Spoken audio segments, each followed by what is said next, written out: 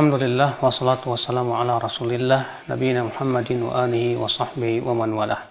Asyhadu anna ilaha illallah wahdahu la syarikalah wa asyhadu anna Muhammadan abduhu wa rasuluhu wa ba'd.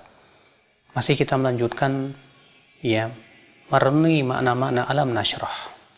Allah berfirman, alam nashrah laka sadrak wa wada'na anka wizrak alladhi anqadha dhahrak wa rafa'na laka dhikrak.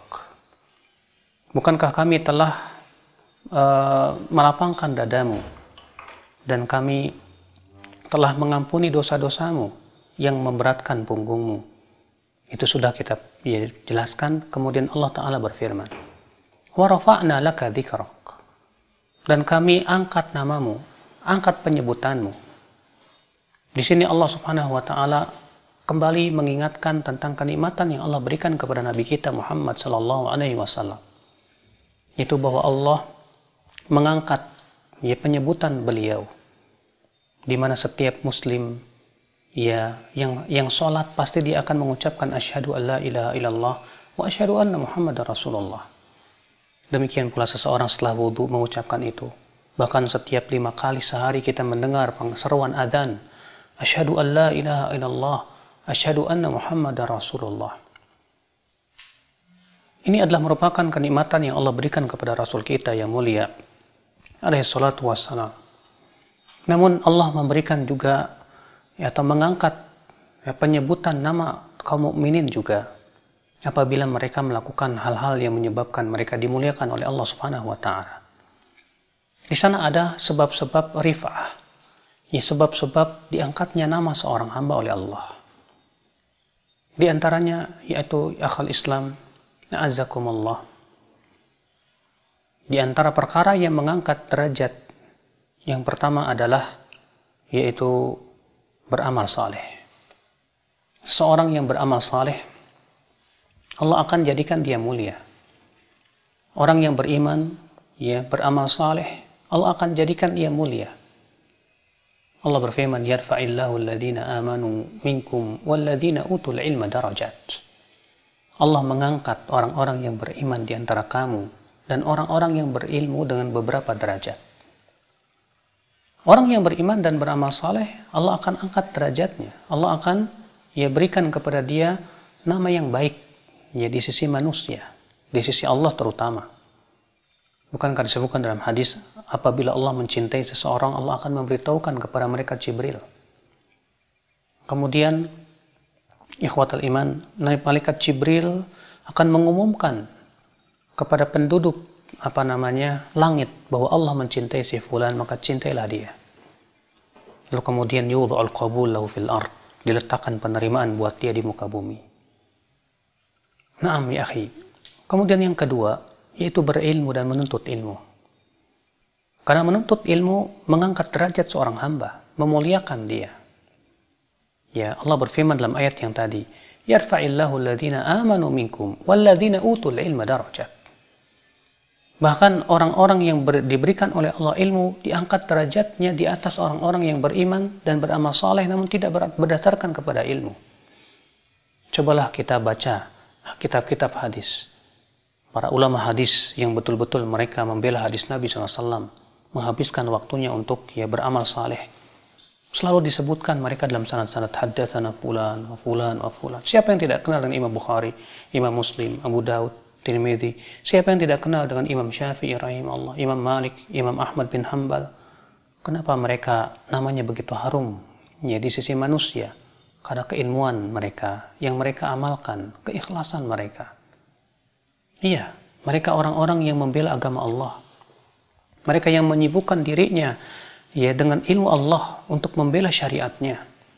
Maka Allah Subhanahu wa Ta'ala pun angkat derajat mereka.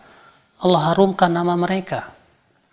Sehingga tidak ada seorang pun yang menyebut nama mereka kecuali hatinya merasa cinta kepadanya. Kenapa? Karena Allah mencintai mereka. Kemudian di akhir Islam, di antara sebab seseorang itu dijadikan oleh Allah Subhanahu wa Ta'ala naik derajatnya, harum namanya, yaitu tawadhu. Sebutkan dalam hadis yang sahih bahwa Rasulullah SAW bersabda, wa ma tawadhu'a ahadun lillah illa rafa'ahu. Tidak ada seorang pun yang bertawadhu karena Allah kecuali Allah akan angkat dia. Iya, seseorang yang tawadhu, yang membuang kesombongan dia, ya, di mana ia tawadhu kepada manusia dan merasa bahwa temannya lebih baik daripada dirinya, itu Allah akan angkat derajatnya. Allah akan harumkan namanya. Manusia yang melihat orang lain yang sombong dan congkak, pasti dia tidak suka. Ya. Dan ketika seseorang melihat orang lain tawadhu, Allah jadikan dia suka. Makanya Rasulullah SAW sabda, "Wa ma tawadhu'a ahadun lillah illa rafa'ahu Allah." Dan tidaklah seseorang bertawadhu karena Allah kecuali Allah akan angkat derajatnya, subhanallah. Kemudian di antara derajat rif'ah, ya, di antara sebab-sebab rif'ah diangkatnya derajat seorang hamba, ya, yaitu membalas perbuatan buruk dengan perbuatan baik. Allah berfirman, "Idfa' billati hiya ahsan, fa idzal ladzi bainaka wa bainahu adawatun ka'annahu hawaliyyun hamim." Balaslah, ya, perbuatan yang buruk itu dengan yang lebih baik. Dan itu akan menjadikan yang tadinya saling bermusuhan seakan-akan, kata Allah, waliyun hamim, teman dekat yang sangat dekat. Allah mengatakan, "Wa ma yulaqqaha illa alladziina sabaru, wa ma yulaqqaha illa dzu hadzin 'adzim." Dan tidak ada yang bisa melakukan perbuatan itu kecuali orang yang sabar. Dan tidak ada yang bisa melakukan itu, kata Allah, kecuali orang yang diberikan keuntungan yang besar. Ya Allah. Ketika seseorang berbuat buruk kepada kita, lalu kita berbuat baik kepada dia, Allah akan angkat dia. Allah akan harumkan dia. Disebutkan pula dalam hadis yang sahih, bahwa ada seorang berkata, "Wahai Rasulullah, inna li qariban, saya punya saudara. Asiluhu wa aqta'ani. Saya berusaha untuk menyambung silaturahim kepada dia, tapi dia malah memutuskan.